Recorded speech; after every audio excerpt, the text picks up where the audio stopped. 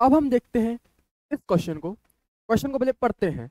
Eight 500 kelvin for an isobaric process, delta system ये है, delta surrounding ये है, therefore delta G for the entire process क्या होगा। हमसे डेल्टा जी पूछा है, एंटायर प्रोसेस का क्या होगा।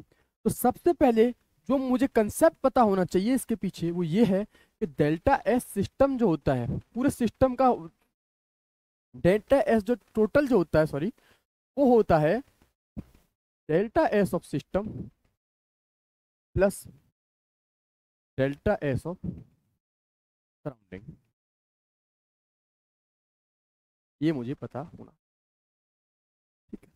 और सबसे पहले और सबसे दूसरी बात ये मुझे ये पता होना चाहिए वो ये कि डेल्टा एस सराउंडिंग जो है वो किसके बराबर होता है, माइनस के delta S divide by T के बराबर होता है।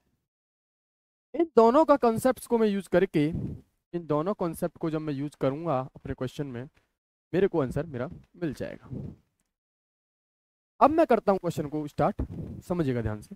तो डेल्टा एस सिस्टम ये रखा है, डेल्टा एस सराउंडिंग ये रखा है। तो पहले मेरे पास डेल्टा एस टोटल कितना आ गया, डेल्टा एस टोटल मेरे पास कितना आ गया, डेल्टा एस टोटल आ गया मेरे पास 10 minus 12 equal to kilo joule per mole पर केल्विन। वो कितना आ गया, -2 किलो जूल पर मोल पर केल्विन। ये मेरे पास आ गया।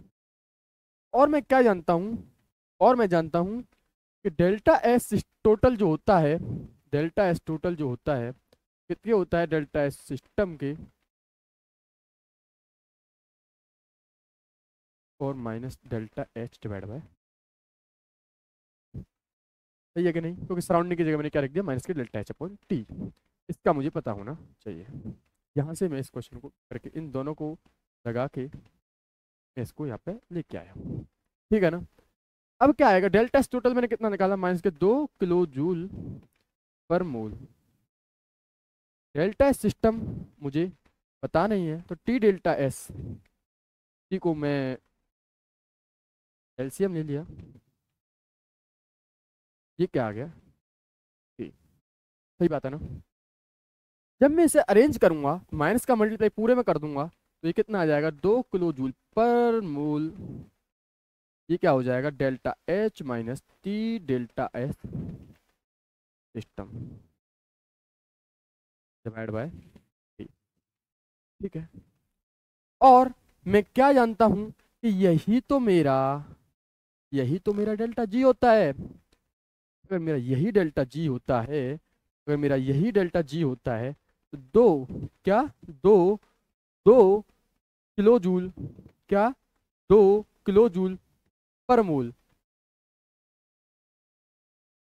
-10 + 12 होना था ना, माइनस के 10 + 12 था, तो कितना आ गया था, +2 आ गया था। कितना आ गया था, +2 आ गया था। बिल्कुल सही बात। तो जब मैंने इसमें माइनस क्या किया, मल्टीप्लाई, तो ये माइनस का हो गया होगा, बिल्कुल सही बात। तो -2 divide by kilo joule per mole into T is equal to delta, सही बात। और टेम्परेचर मेरे पास कितना दे रखा है, टेम्परेचर मेरे पास दे रखा 500 केल्विन, कितना 500 केल्विन।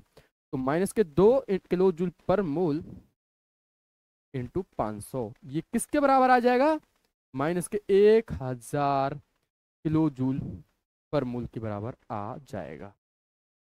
ये क्या है मेरा डेल्टा। तो इस क्वेश्चन का जो करेक्ट आंसर है वो है -1000 किलो जूल पर मोल।